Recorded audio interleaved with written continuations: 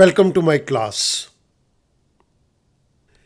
In Microsoft Excel program, there are number of financial functions given to us. Here a list of all the financial function is given to you. All functions listed here are discussed in separate video lectures. Let us start. इस particular video lecture के अंदर हम दो financial functions को take up करेंगे. Those are net present value and internal rate of return function.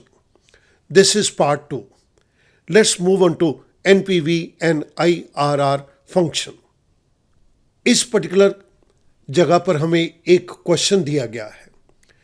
XYZ Limited is in the process of selecting a capital project.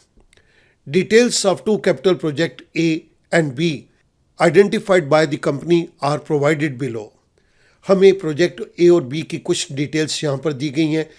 हमें इसके अंदर rate of interest, cost of project और cash inflows दिए गए हैं. इस particular question के अंदर दो रिक्वायरमेंट्स हैं. The first one, evaluate the above capital budgeting project and recommend the project to be implemented so that the company earns maximum profit on the basis of IRR method and NPV method using 12% discount rate. Second requirement is draw a suitable chart for NPV of project A at the rate of interest of 10% to 15%. So इन दोनों requirement को meet up करने के लिए मैंने एक structure को already design कर लिया और ये सारी इनपुट्स पहले से ही इसके अंदर दे दी. यहाँ पर मैं इन दी गई इनपुट्स के बेस के ऊपर इन दोनों प्रोजेक्ट्स की डिज़ायरेबिलिटी को चेक करूँगा. इसके लिए मुझे दो फंक्शंस इंप्लीमेंट करने हैं, NPV एंड IRR. सबसे पहले मैं यहाँ पर NPV फंक्शन को इंप्लीमेंट करने जा रहा हूँ. Equals to NPV. The first argument is rate which is given to us in cell number B2, that is 12%. The second is values. इस वैल्यूज के केस के अंदर मैं सारे इनफ्लोज को टेकअप करूंगा. That is given to us from B5 to B9. I close parenthesis. अब मैं इसके अंदर कॉस्ट ऑफ प्रोजेक्ट को ऐड करूंगा which is given to us in cell number B3. I press enter. जैसे मैंने एंटर प्रेस किया मेरे सामने एक नेट प्रेजेंट वैल्यू निकल कर आ गई. दैट इज 52,947 रुपीज़ 84 पैसा.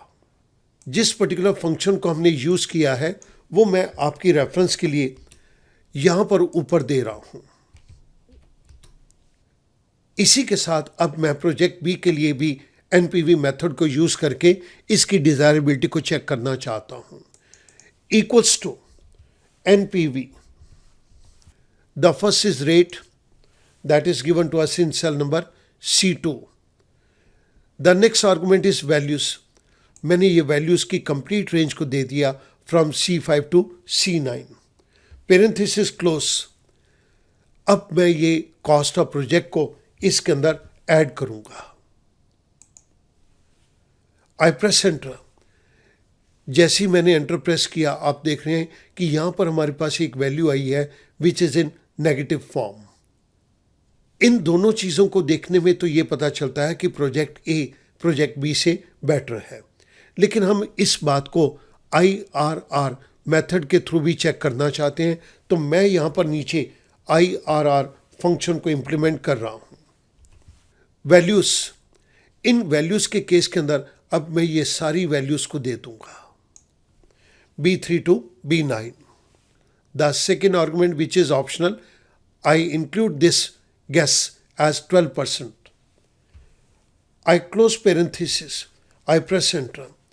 जैसे मैंने एंटर प्रेस किया मेरे पास यहाँ पर IRR मेथड प्रोजेक्ट ए के अंदर 16% आ गया.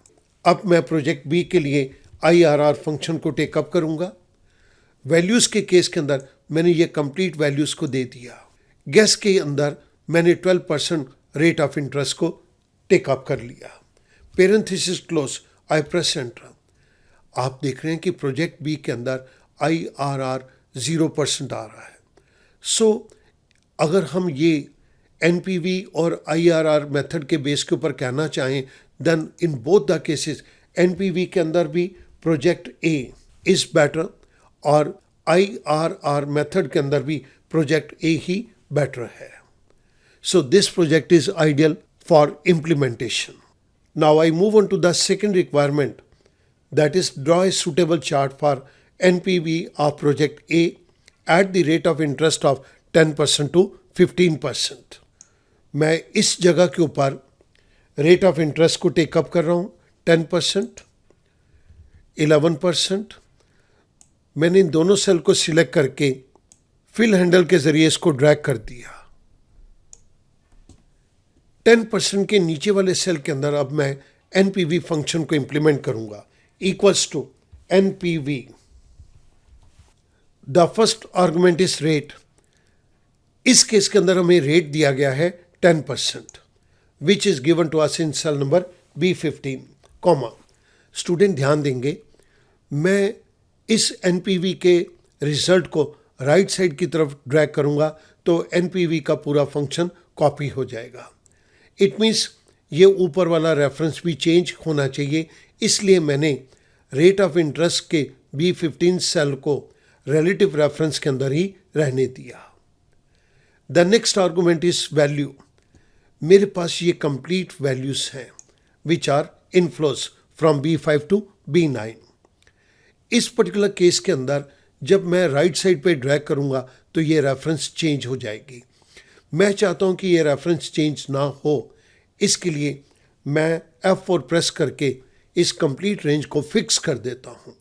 हमने इसको एब्सोल्यूट रेफरेंस के अंदर कन्वर्ट कर दिया. I close parenthesis.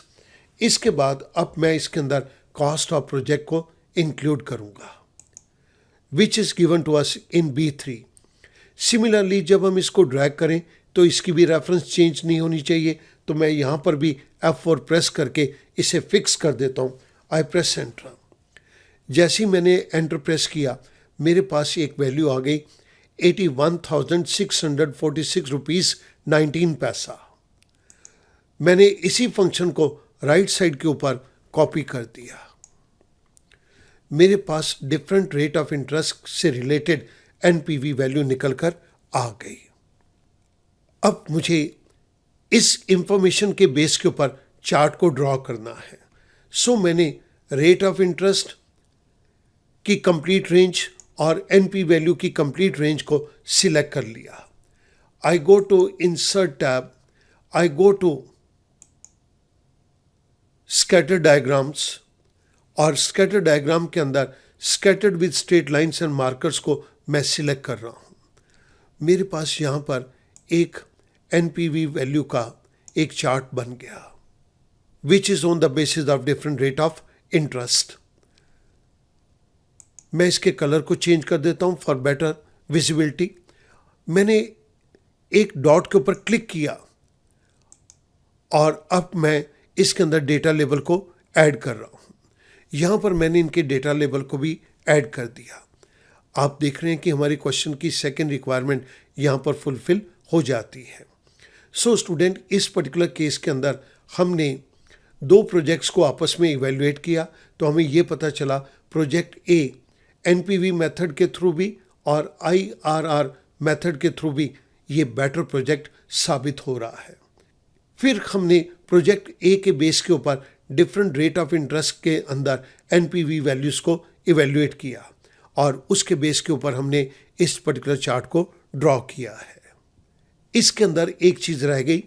हमने ये IRR फंक्शन को जब यहाँ पर इम्प्लीमेंट किया था तो उस केस के अंदर हमने जिस फंक्शन को यूज़ किया वो मैं आपकी रेफरेंस के लिए यहाँ पर दे रहा हूँ. This completes our question. मैं उम्मीद करता हूँ कि this will improve your understanding about NPV and IRR methods of capital budgeting.